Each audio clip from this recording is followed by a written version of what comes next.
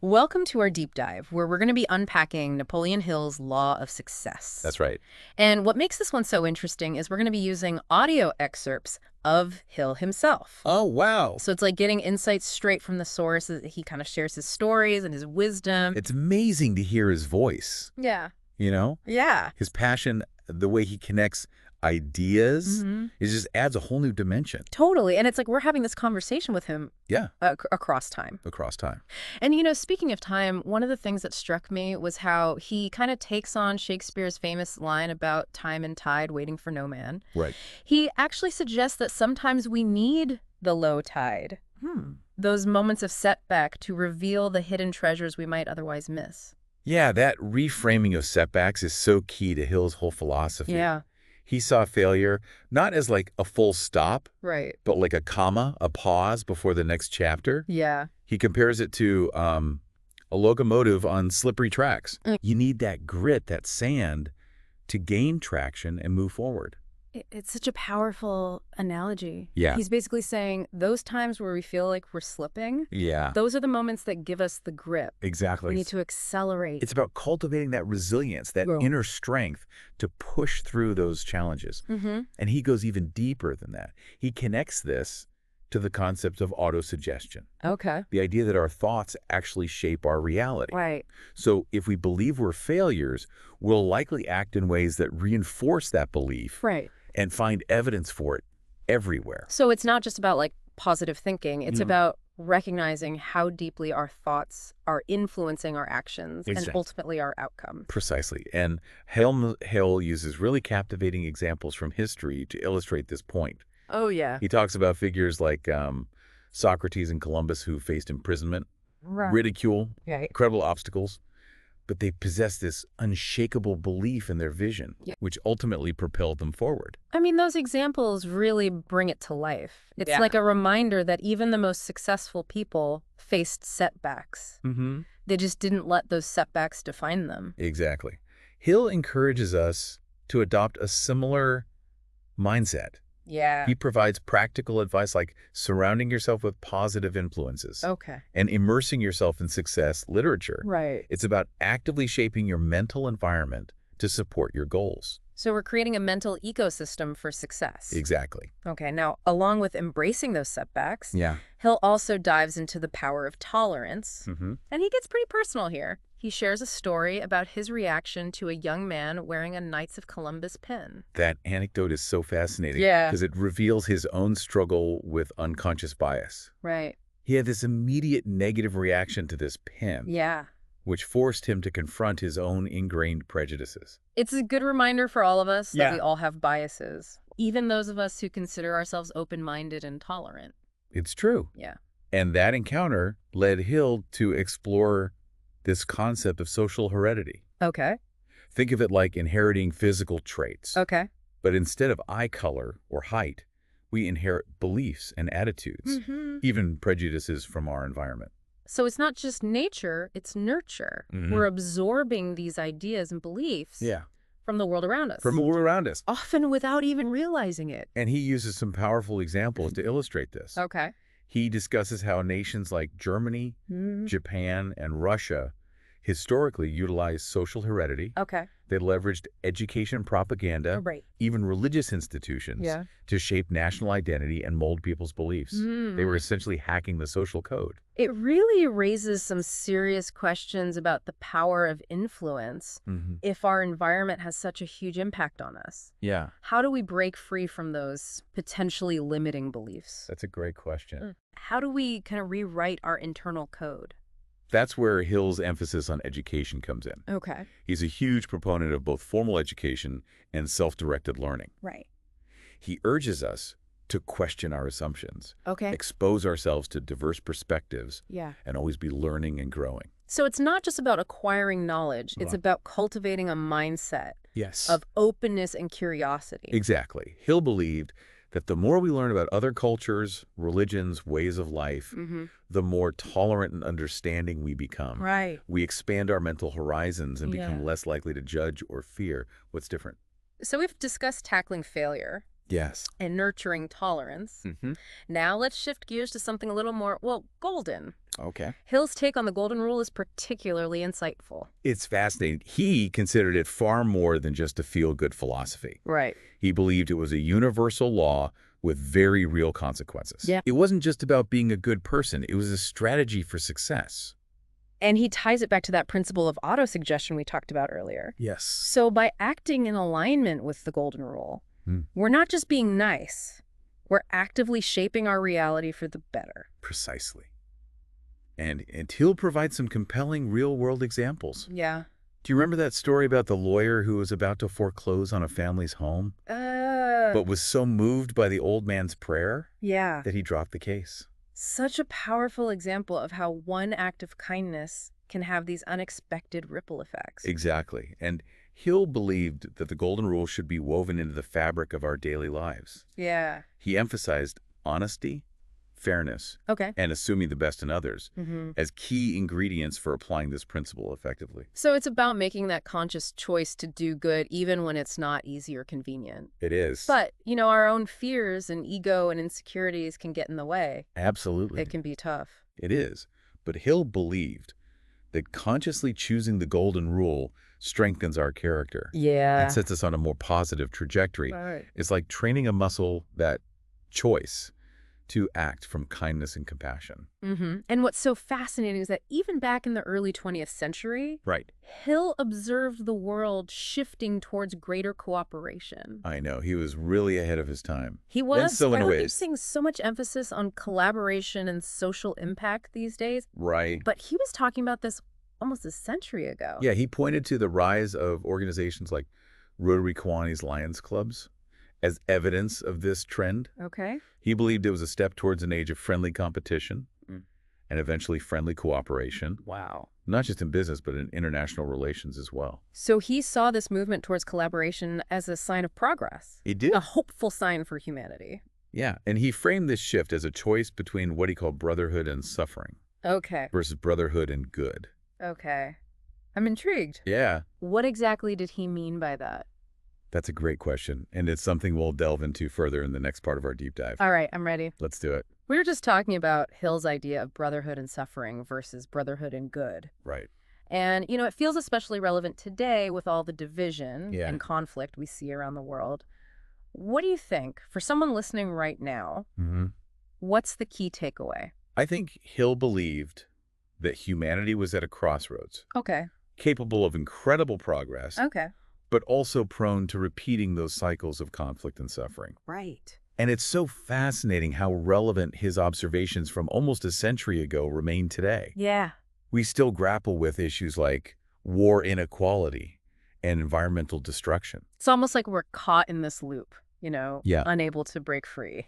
Yeah, Hill's point is that these aren't just external problems. Right. They're rooted in our internal worlds. Okay. The beliefs and attitudes we've inherited through social conditioning. Okay, so brotherhood and suffering would be like accepting those negative patterns, Exactly. clinging to those us versus them mentalities that Yeah. kind of fuel conflict. It's buying into that scarcity mindset, Yeah. believing there's not enough to go around. Right. Whether it's Right. resources, power recognition. Exactly. Yeah. On the other hand, brotherhood and good involves embracing cooperation, Okay. sharing, working together for the benefit of all. It's Right. recognizing our interconnectedness, understanding that we're all part of this grand human experiment, Mm-hmm. and that we have a choice to create a more harmonious, sustainable future. That really resonates with me. Yeah. But how do we actually shift from one to the other? It's easy to say, let's all be nice and cooperate. Yeah, But the reality is much more complex. it is. There's still so much competition and conflict woven into the fabric of our systems. Hill believed education was key. Okay. Not just formal education, but also self-education. It's about constantly expanding our knowledge,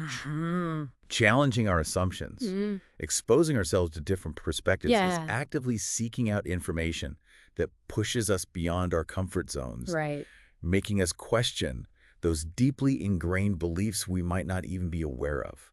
So it's not just about intellectual understanding. Right. It's about cultivating empathy, Yes. that ability to see the world through another person's eyes and understand their motivations even when we disagree. That's crucial, especially today, with information overload and echo chambers, Right. reinforcing existing biases. Yeah, it's like we're only hearing what we want to hear, Right. and it's further solidifying those divisions. Exactly. That's why it's so vital to break out of those echo chambers. Yeah. Engage in meaningful conversations with people who hold different views. Right. And genuinely listen and learn from each other. It's about building bridges instead of walls. Yes. Finding that common ground, that shared humanity that connects us all. You know, and it makes me think about how companies sometimes unknowingly utilize that concept of social heredity we discussed earlier. Absolutely. Yep. Think about those iconic brands that have been around for generations. Right. They often tap into nostalgia, Okay. associating their products with positive childhood memories. Right. It's a powerful way to forge those emotional connections with consumers. It's like that old saying, win the kids, win the parents. Exactly. But it's not just about consumer goods. Think about the education system, the way history is taught, the values emphasized. It all shapes a society's collective worldview. It's true. We're all part of this grand social experiment, Yeah. inheriting beliefs and behaviors from those who came before us. Right. And it raises the question, are we consciously shaping that social inheritance? We're passing on, are we creating a world that's more just, Right. more compassionate, more in line with the golden rule? Let's talk about some positive examples then. Where do you see the golden rule playing out in a tangible way?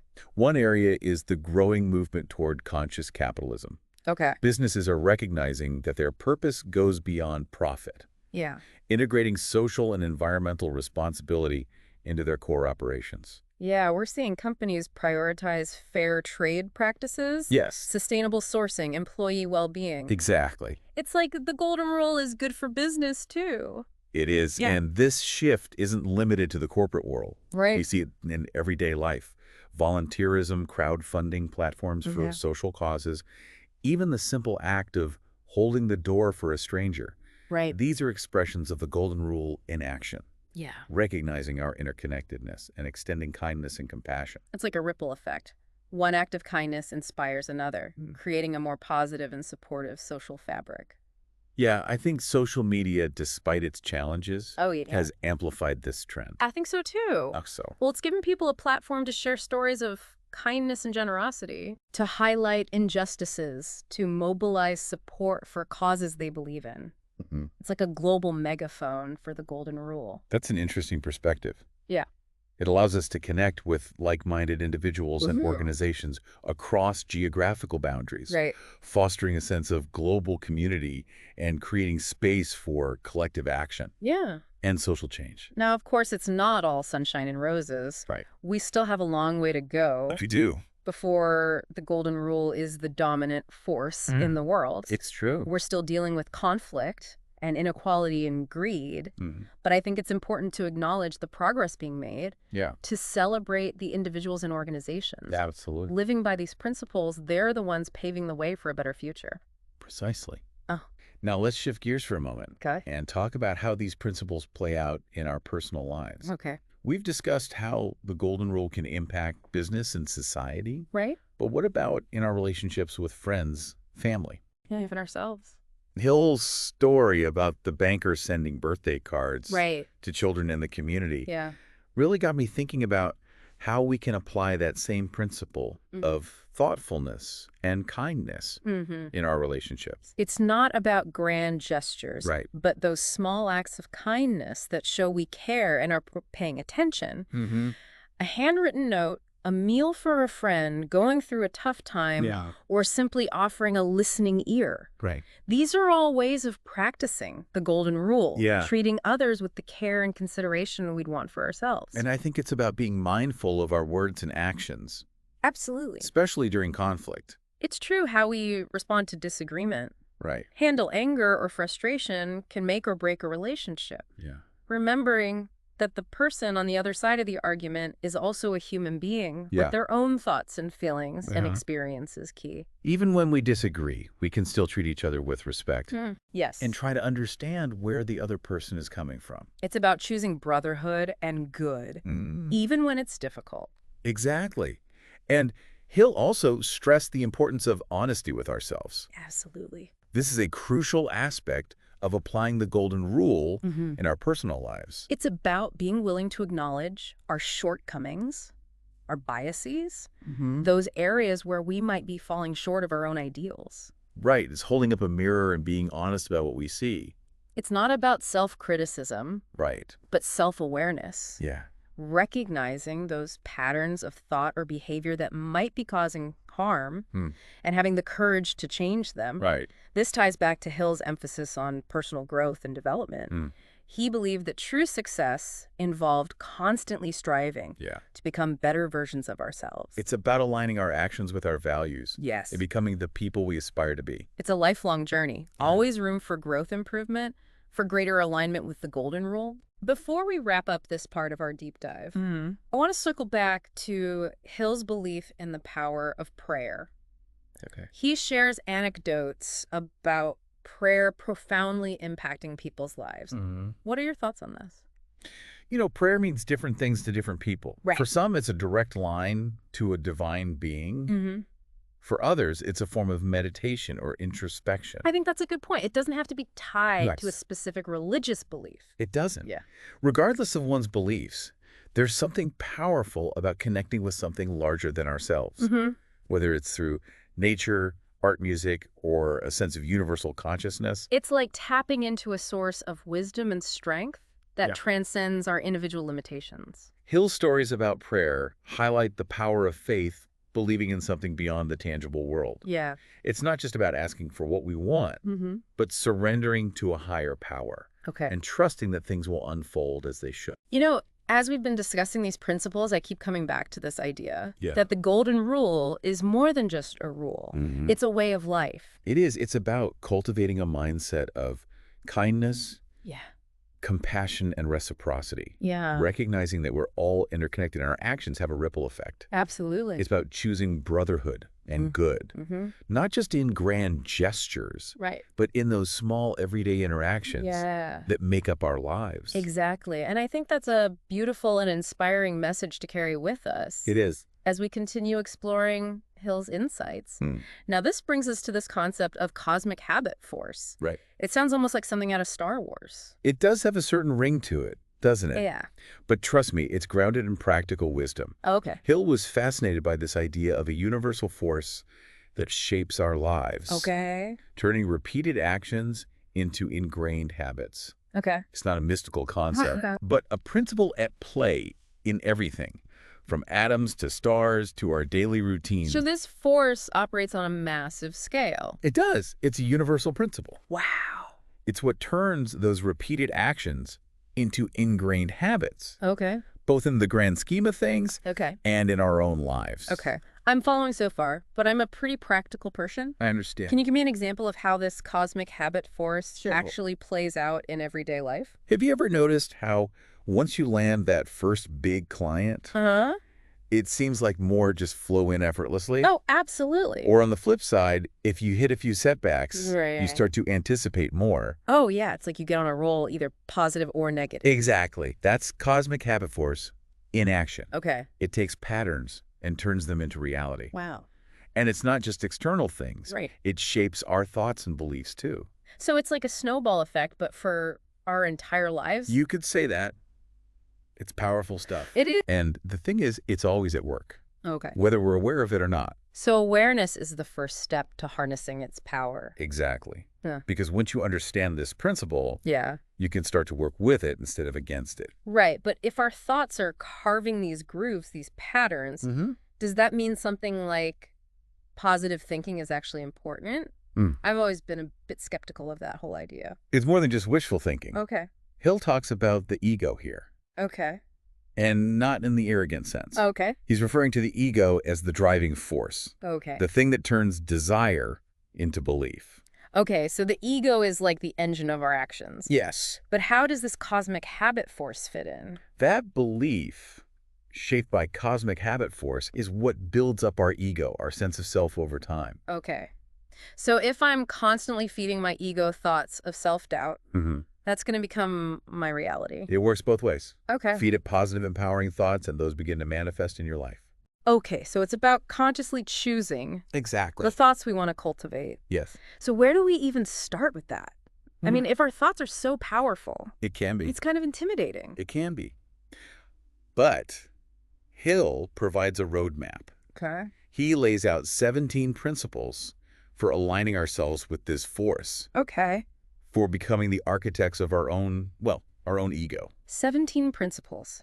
Okay, my brain is already feeling a bit full. I understand. Perhaps we could focus on a few that feel particularly relevant. Absolutely. To what we've been discussing.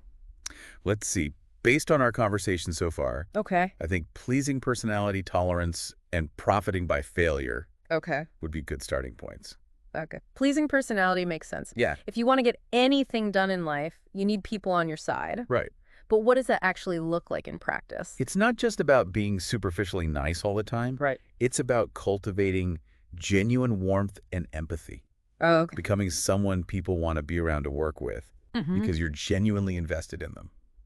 Hill saw this as essential for building strong relationships. He did. Which are the foundation of any real achievement. Exactly. There's that saying, if you want to go fast, go alone. If you want to go far, go together. I love that. And a pleasing personality is your ticket to finding those people to go far with. Exactly. Now, tolerance, that one might be a bit tougher. Yeah. Especially these days when it feels like everyone is so quick to judge. It's a skill for sure, being open to ideas that challenge your own. Right. Even if they make you uncomfortable. Hill believed embracing different perspectives expands your understanding. It does. And helps you avoid getting stuck in rigid thinking, which can be a real roadblock to growth. It can. And then there's profiting by failure. Yeah. This one might seem a little counterintuitive. Yeah. I mean, failure usually feels like something to avoid at all costs. Right. When I make a mistake, my first instinct is to just want to disappear. But Hill saw failures as opportunities. Like detours on a road trip. Right. They're not the end of the journey. They're just a chance to course correct. Okay. Maybe even discover something new, something even better. Right. He believed that by analyzing our failures, we can actually identify those negative thought patterns that might have contributed to them. So it's not about avoiding failure. It's about using it as data to improve. You got it. It's about breaking free from those self-sabotaging grooves and replacing them with more empowering beliefs and habits. Okay, I'm starting to see how this all fits together. Good. It's not about being perfect. It's about being persistent and adaptable. Exactly. But are there real-life examples of people who've actually mastered this cosmic habit force thing? Right, like besides Hill himself? Absolutely. Yeah. One of Hill's favorite examples is the story of Edwin Barnes. Edwin Barnes, remind me who that is. He was this guy who, well, desperately wanted to become Thomas Edison's business partner. Wait, the Thomas Edison, the inventor of the light bulb? This Barnes guy must have been some kind of genius himself. Actually, he had 0 qualifications. What? He was a regular guy with a burning desire and an unshakable belief in his ability to make it happen. No way. How did he manage to pull that off? He traveled to Edison's office and presented himself as a future partner. Even though he had no reason to believe Edison would even give him the time of day. So he essentially willed his way into a partnership with Thomas Edison. Pretty much. Through sheer belief? He understood that his thoughts and beliefs were shaping his reality. Wow. And he consciously chose to align them with his desired outcome. This cosmic habit force is pretty powerful stuff. It is. And it all comes back to having a definite chief aim. Okay. Another one of Hill's 17 principles. That makes sense. Having a clear goal is definitely important. Yes. But for those of us who haven't quite figured out our life's purpose yet, how do we even begin to identify that burning desire? It's a process Hill suggested, looking back at your life. Those moments when you felt truly alive, engaged, like you were in a flow state. Okay. What were those peak experiences for you? Oh, those peak experiences. Like we're looking for those moments when we felt most aligned with our true selves. Exactly. Think about those activities, projects, causes, anything that sparked your enthusiasm, that ignited a sense of purpose. Okay, I can see how reflecting on those experiences could provide some clues. It can. But once we've identified those peak experiences, what then? Do we just shout our definite chief aim from the rooftops and hope for the best? Not quite. Hill was big on taking action. Okay. He suggested writing down your definite chief aim in clear, concise language, even reading it aloud daily. So putting it on paper actually makes a difference? It does. It solidifies the intention, makes it real. Okay. Visualize yourself achieving it. Okay. And let those positive emotions fuel your actions. So it's not enough to just think about it. No. We have to write it down and truly visualize. Exactly. You got to make it tangible. Okay. I can see how that would help. Good. But what about those inevitable doubts? Right.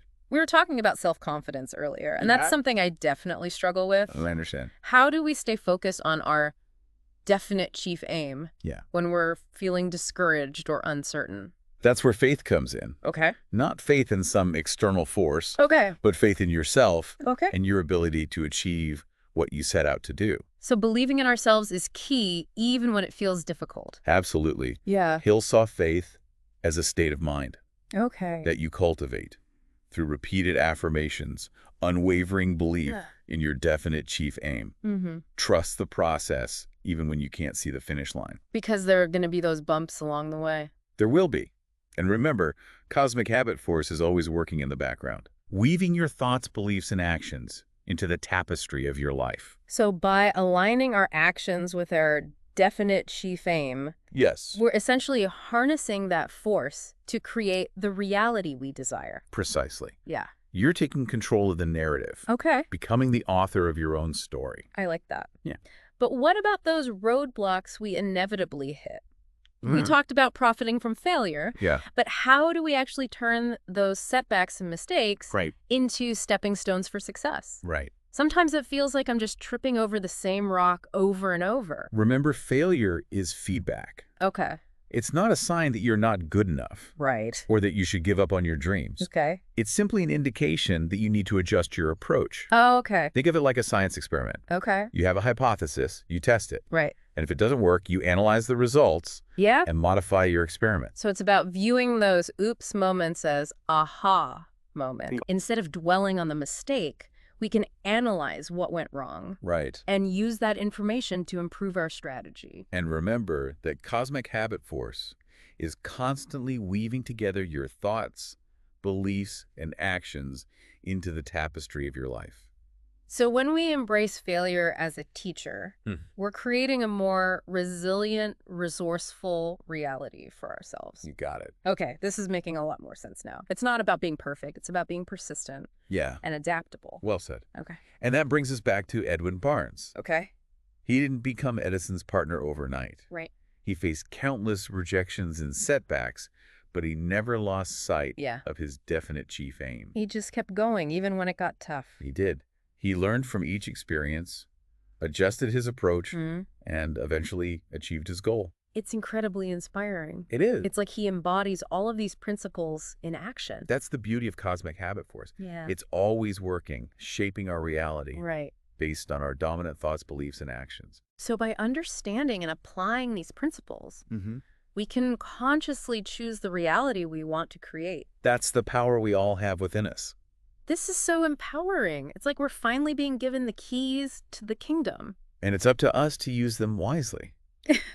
Ready to unlock more of those 17 principles? Yeah. We've seen how pleasing personality, tolerance, and profiting by failure can play a role in this whole cosmic habit force thing. Yeah. What other gems are hidden in this treasure chest of wisdom? Well, we've talked about belief and having a clear aim. Right. But is there another principle that acts as a bridge between the two? Hill considered self-confidence absolutely essential for turning desire into reality. Okay. It's the bridge that allows us to cross from wanting something to believing we can achieve it. Self-confidence, yes, I see how that's important. But it's also one of those things that some people just seem to have naturally, you know? Right. And others, well, not so much. Right. I definitely fall into the not so much camp sometimes. Can we actually learn self-confidence? Absolutely.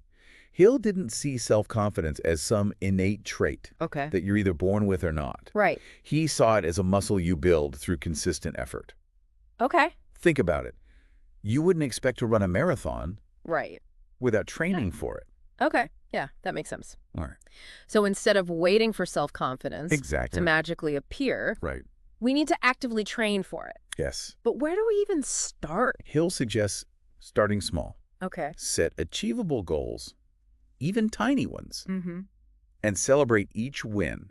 Okay. Every time you accomplish something, no matter how small, You're adding to what I like to call your confidence portfolio. Confidence portfolio. I love that. Yeah. It's like we're building a case for why we should believe in ourselves. Exactly. Each win, each accomplishment is another piece of evidence. And as you accumulate those wins, you start to see yourself differently. Okay. You start to trust in your ability to achieve bigger and bigger things. Okay, this is giving me hope. Good. It's like we're reframing the whole self-confidence game. Yes. It's not about waiting for permission to believe in ourselves. Exactly. It's about taking action. Right. And building that belief one win at a time. That's the spirit.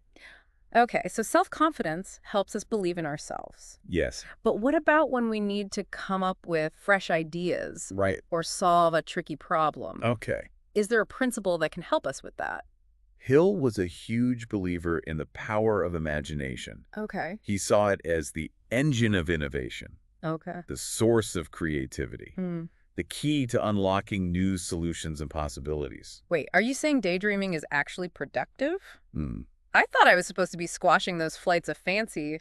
It's more than just letting your mind wander aimlessly. Okay. It's about consciously using your imagination to visualize your goals. Okay. To brainstorm solutions to create mental blueprints for what you want to achieve. Okay. Remember, cosmic habit force is always at work, weaving your thoughts into reality. Right. So if you're constantly feeding it images of limitations and obstacles, exactly, you're going to get more of those. You got it. So you got to be mindful of what you're feeding that imagination. Okay. So how do we actually use our imagination in a productive way? Set aside dedicated time for creative thinking. Okay. Find a quiet space free from distractions and allow your mind to explore new possibilities. Okay. Imagine yourself achieving your goals. Visualize the steps you need to take. Brainstorm solutions to challenges. Don't be afraid to think outside the box. It's like we're giving our imaginations permission to play. Exactly. And you never know what brilliant ideas might emerge from that play. Okay, so self-confidence helps us believe in ourselves. And imagination helps us see the possibilities. Yes. But what about when we hit a wall? Right. When our motivation wanes? Okay. And we need that extra push to keep going. What principle can help us with that? That's where enthusiasm comes in. Hill believed enthusiasm was more than just a feeling. Okay. It was a contagious energy that attracted opportunities. Oh. It inspired action. He saw it as the fuel that kept the engine of success running smoothly. Enthusiasm. Yes, I love that. It's that spark that ignites the fire within us. Exactly. And propels us forward. But it's not about faking it. Right. Right. That unwavering belief is a powerful force indeed. And it's something Hill emphasizes throughout his work. Okay, so we've talked about self-confidence, imagination, enthusiasm, but I want to revisit those 3 principles you highlighted earlier: pleasing personality, tolerance, and profiting by failure. They really resonated with me. They're foundational. Absolutely. I'm curious to explore how those principles can help us cultivate that success mindset Hill championed. Let's start with pleasing personality. What are some practical tips for developing that genuine warmth and connection we talked about? You know, it's not about being the life of the party or forcing charisma. It's about cultivating a sincere interest in others, practicing active listening, asking thoughtful questions, genuinely celebrating others' successes.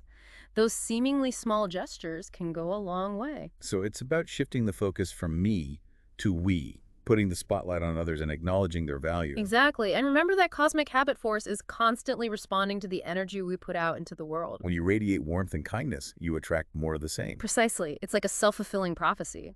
But what about tolerance? It's a great concept in theory, but how do we actually practice it in a world that often feels so divided, so judgmental? It begins by recognizing that everyone is on their own journey, shaped by unique experiences and perspectives. Challenge yourself to understand why someone might hold a belief that differs from your own. Instead of jumping to conclusions or engaging in heated debates, seek to find common ground. Approaching those conversations with curiosity instead of judgment, that's something I'm definitely going to be more mindful of. And remember, cosmic habit force is constantly shaping our reality based on our dominant thoughts and beliefs. Right. So when we cultivate tolerance, we're actually creating a more harmonious, more expansive reality for ourselves and everyone around us. Exactly. It's like turning our minds into kaleidoscopes of possibility. I love that analogy. But let's be honest, sometimes it's hard to be tolerant, especially when we feel passionately about something. How do we avoid getting swept up in the emotional current? How do we maintain that open-mindedness? It's a practice requiring conscious effort. When encountering a viewpoint that challenges your own, take a deep breath. Ask yourself, what can I learn from this perspective? Is there a grain of truth here that I might be missing? Even if you don't agree with someone's opinion, you could still respect their right to hold it. It's about separating the person from the idea and recognizing that disagreement doesn't have to equal disrespect. Exactly. Okay, we've explored pleasing personality and tolerance. Now let's tackle the elephant in the room, profiting by failure. I still find myself struggling with this one. How do we actually turn those setbacks, those mistakes, into stepping stones for success? It can feel like we're just tripping over the same rock repeatedly. Remember, failure is feedback. It's not an indictment of your worth or a sign to abandon your dreams. It's simply an indication that a course correction is needed. Think of it like a science experiment. You have a hypothesis, you test it. And if it doesn't work, you analyze the results and modify your experiment. Viewing those oops moments as aha moments, that's a helpful way to reframe it. Instead of dwelling on the mistake, analyze what went wrong and use that information to improve your strategy. And remember that cosmic habit force is constantly weaving together your thoughts, beliefs, and actions. So when we embrace failure as a teacher, we're creating a more resilient, resourceful reality for ourselves. Exactly. It's not about being perfect. It's about being persistent and adaptable. And that brings us back to Edwin Barnes. He didn't become Edison's partner overnight. He faced countless rejection setbacks, but never lost sight of his definite chief aim. He just kept going. He did. He learned from each experience, adjusted his approach, and eventually reached his goal. It's incredibly inspiring. It's like he embodies all of these principles in action. He understood the power of aligning his thoughts, beliefs, and actions with his desired outcome. That's the beauty of cosmic habit force. It's always at work shaping our reality. Right. By understanding and applying these principles, we can consciously choose the reality we want to create. So we've explored these principles individually, but how do they all work together? If we zoom out and look at the bigger picture of Hill's philosophy, what emerges? I think one way to understand it is to see these principles as tools for aligning ourselves with cosmic habit force. They're not just random tips and tricks, but a system for working with the fundamental laws of the universe to achieve our goals. So it's not just about positive thinking. It's about understanding the forces that shape our reality and learning to work with them. Precisely. It's about becoming conscious creators of our own lives. Okay, that's pretty powerful. But let's break it down a bit further. How would you say these principles apply to different areas of our lives, like relationships, career, even our personal growth? Let's start with relationships. We've already discussed the importance of a pleasing personality and tolerance. But Schill also emphasized the principle of going the extra mile. He believed that giving more than you expect to receive was a key to building strong, lasting relationships. It's like that saying, people don't care how much you know until they know how much you care. Exactly. It's about showing up for the people in your life, being there for them, even when it's inconvenient. And I think that ties into the principle of service. Hill believed that true success involved contributing to something larger than ourselves. Absolutely. And that service can take many forms, from volunteering in your community to mentoring someone to simply being a good friend or family member. When it comes to careers, Hill's principles of definite chief aim and self-confidence are crucial. But he also highlighted the importance of organized planning. He believed that having a clear plan of action was essential for achieving any goal, whether it's launching a business, landing a dream job, or writing a book. And he wasn't just talking about simple to-do lists. He meant taking the time to truly think through your goals, breaking them down into smaller steps, and creating a roadmap for success. Exactly. It's about being intentional and strategic. For personal growth, Hill's principles of self-analysis and continuous learning come to mind. He believed in the power of introspection, of taking the time to understand our own strengths and weaknesses, our motivations and values. And that's where the cosmic habit force comes in again, right? The more we understand ourselves, the more we can consciously choose the thoughts and actions that shape our reality. Precisely. And Hill was a lifelong learner. He believed we should never stop growing, expanding our knowledge and skills. It's like that quote from Socrates, "The unexamined life is not worth living." Exactly. So we've explored how these principles can apply to different areas of our lives. Ultimately, I think Hill's message is that true success is holistic. Yeah. It's not just about achieving material wealth or professional recognition. It's about aligning our thoughts, actions, and beliefs with our highest aspirations, with our definite chief aim. Living a life that's personally fulfilling and contributes to the greater good. That's a vision that I think we can all get behind. Absolutely. It's about becoming the best version of ourselves while making a positive impact on the world. This has been an incredible deep dive into Napoleon Hill's law of success. From cosmic habit force to the 17 principles, we've covered so much ground. What's the one key takeaway you hope listeners will walk away with? I hope they take away the empowering realization that we're not passive victims of circumstance, but active creators of our own reality. By understanding these forces, by cultivating empowering beliefs and habits, and by aligning ourselves with our definite chief aim, we can achieve anything we set our minds to and make a positive impact on the world. That's a powerful message, and one that's more relevant now than ever. So as you go back out into the world, remember the wisdom of Napoleon Hill. Embrace the power of your thoughts. Cultivate those habits of success, and choose brotherhood and good in all that you do. Until next time, keep diving deep, keep learning, keep growing, and keep striving to make the world a better place.